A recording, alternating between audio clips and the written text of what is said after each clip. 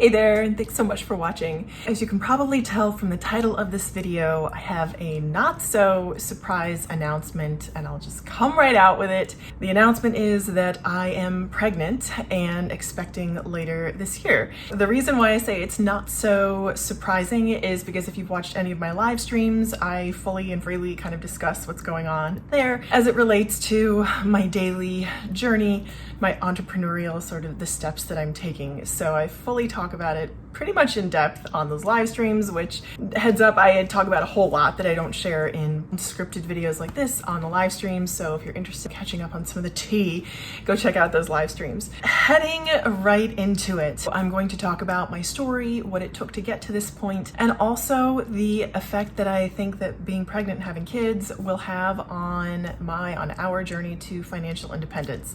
So if you're interested in hearing more about that, then stick around. Okay, so kind of diving into my story, and I share this only because parts of it are very relevant to where I am right now and how I mean to go on with the rest of my financial independence journey.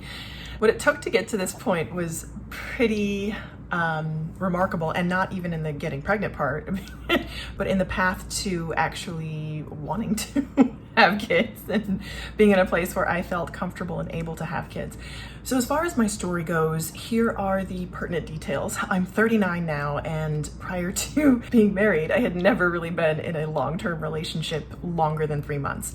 And I think for me and my story, that was the part of my story that took the longest amount of time. So I think for both of us, for me and my husband, it wasn't a question of getting or staying in a relationship. It was finding a relationship that we really felt engaged and fully wanted to be in. So I think once we found each other and sort of fully committed, the next step was fairly obvious, but that took the longest amount of time for me. It took 3 years from when we met to getting married. So that was a fairly long, I felt like that took the longest time. And then it took, however many 20 years to get to that point emotionally and physically to be ready to meet the person that I wanted to spend the rest of my life with. So that took the longest part of time for me. That said, and again, I'm 39. This is first marriage for both of us, first child for both of us. I understand that we're both fully outliers as far as that goes. That is not the normal sort of timing of things. So now I'll talk about the timing, because in the live streams I kind of hinted that this happened so fast because a number of life events happened so quickly, one after another. I felt the financial burden of those events come up on me very quickly, and I'm still dealing with the fallout of those events. As far as timing goes, there really is no right time. There's no best time. If you're speaking physically, then the best time to have kids is as young as possible, because then you're more resilient, you have more energy. As young as possible is the best time physically, but mentally and emotionally, there's no way. There's no way that, let's say it was a fairly mature, 21, 22-year-old, but I just was not in the relational space to be able to do that. And I would have been a completely different parent and partner at 21 than I am now at 39. Financially, when's the best time to have kids? When you have as much money saved as possible, right? That's the best time financially. But again, there really is no best time. And I think as much as the timing of these events kind of affected me financially, I don't think there's anything I would have done differently, because ultimately, mentally and emotionally, the best time is when you feel ready, and that's it. There's absolutely nothing I would have changed or done differently as far as the timing goes. I am still, again, dealing with the fallout and kind of making plans as far as that goes financially. So just a quick update on how the pregnancy has been going. Again, because I'm over the age of 35, I am advanced maternal age, so I am considered a high-risk pregnancy. Thankfully, I have had no complications and a fairly unremarkable pregnancy so far.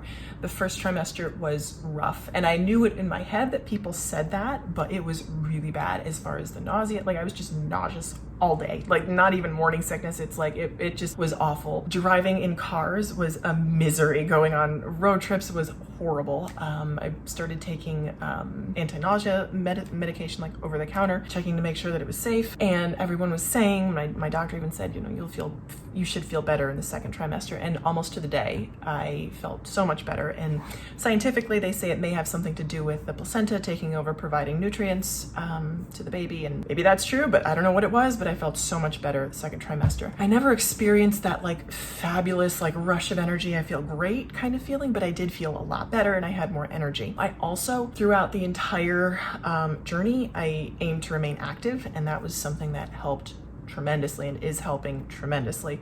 There was 1 week in the first trimester where I didn't exercise 5 days a week. I only managed 4, just due to energy. So I've been walking 5 days a week, 30 minutes a day minimum, and then trying to add on some strength, some sort of core related pregnancy adapted strength exercises. For the most part, I'm feeling really good.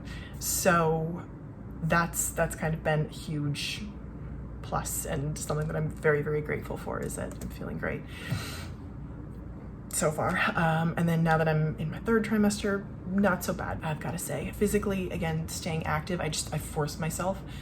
Not that I force myself, now that it's become a habit, it just feels so much better. I feel better when I'm more active, and if I'm not active, I don't feel good. Now the big question is, how will this affect our as a couple financial journey? And that's an interesting one, because there are so many variables and there's so many choices to be made. So I will say, as far as expenses go, they have snuck up on me. So someone asked in a live stream if I felt the need to, if I would feel the pressure to overspend on baby stuff.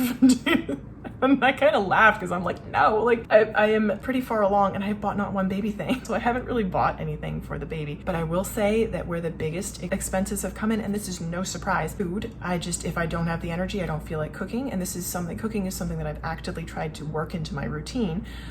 Been doing a lot of takeout lately, and this is again a common culprit for me, and I know for people in this situation also, because the fridge here in our co-op is small and the freezer is on the smaller side. So I am planning to make ahead some meals just in case. There's not a ton of space to store them, so that may be a challenge, but we'll deal with it as it comes. So far, the biggest unexpected expenses have been food and travel. And this is one, the travel kind of snuck up on me, because the whole reason we did this kind of family trip was because my mom really wanted to get us all together. So that was again unexpected, because my sister had some stuff going on in her family where they needed to be back by a certain date, and it was kind of the only time that we had, so there wasn't much planning time. And then when we got there, we ended up having to change to a hotel from an Airbnb, so you could check out that horror story up above. So that was an unexpected expense as well. So as far as the financial impact immediately, sure, there will be some expenses. I've also set a budget for initial outlay, and I don't really feel so pressured at all by baby stuff. I will say where I am feeling the urge to spend is on stuff for me, because like I'm feeling kind of my body's changing and I want to support that, and not so much for maternity. I have bought not one maternity thing and I don't really plan to, but that's kind of the area that I'm like, all right, maybe 1, 2, or 3 things to kind of have in the rotation for now in the upcoming months. But I'm like, I want some cool workout clothes so I can feel good when I go to the gym 5 times a week to kind of deal with all that's happening, because that is 100% my biggest stress reliever at the moment. Staying active and being sort of up and moving has been the biggest aid to that. We just went for a bike ride yesterday and did a couple, I don't know, something like 50 blocks, maybe 10 miles on the bikes. So that felt great. So, I mean, that was a temptation. I'm like, oh, I really love some cool workout clothes. And then food, as always, that's kind of one of the biggest money drains. So those 2 things, food, travel, and then sort of mom stuff, which again, I'm sure once I start pulling the trigger on some of the items I have in my baby wish list, I'll start to feel it a little bit more. But this is one area where I really agree with Dave Ramsey. Babies aren't really that expensive. I mean, they're like puppies. You need to buy the crate and the food and the whatnot and the training, but they're not that expensive.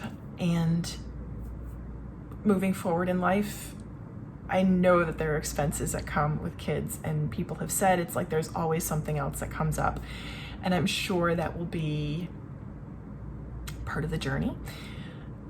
As far as I'm concerned, all I can do is do the best that I can for right now and plan for it as I can and adjust when I can't plan for it. So that's kind of what I got. More to come on all of these things, especially when it comes to our upcoming expenses. Let me know if you have any questions. I'm happy to share what's been going on in the journey so far, what's worked for me and what hasn't worked for me. And as always, I thank you so much for watching, and I hope you'll keep watching.